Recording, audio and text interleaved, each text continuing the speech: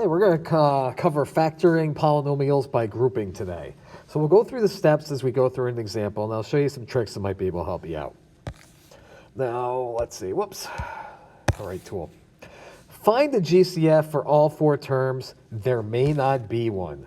So first thing you want to do is look for a GCF for all four of your terms. There might not be one. Let's take a look. So I'm going to look at my coefficients. I've got 6. Oh, I'm going to go with something thicker, excuse me.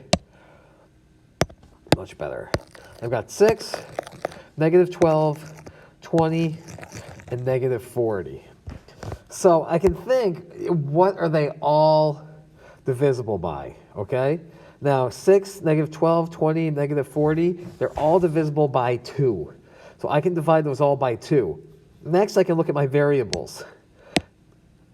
I've got x to the third, x to the second, x, no x here. So I can't factor any variables out, but I can factor out 2. So that's what I'm going to do. That's going to be my first step. I'm just going to get rid of all these highlights. So I'm going to divide everything by 2. I'm going to put 2 on the outside. 6x to the third divided by 2 gives me 3x to the third. Negative 12x squared divided by 2. Negative 6x squared. 20x divided by 2 gives me 10x. Negative 40 divided by 2 gives me negative 20. So I've already factored out a common factor or term, so that's good. My next step, create 2 pairs from the 4 terms. So I'm looking at the 4 terms I have here. I'm going to create 2 pairs. These are the 2 pairs I'm going to be looking at here. 3x to the third minus 6x squared, and positive 10x and minus 20. My next step is to factor each pair. Now, ultimately, I should have the same binomial when I'm done with this. If the first term is negative, it says factor out a negative value. Now, let's see. Let's start here. Now, some people get a little stuck on doing this in their head. So what I recommend is you can always go with, I like to call it the ladder method. What you can do here, if you're stuck on where to go, take one factor out at a time. If you can't think big picture, think for small things. Like, for at least it might look like, okay, I have x to the third, x squared. I could take it, I could divide by x.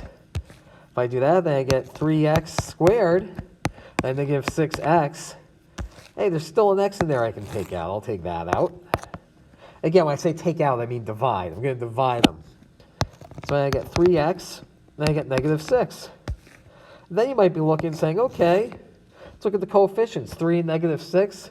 What factor do they have in common? 3. So if I divide 3x by 3, I get x.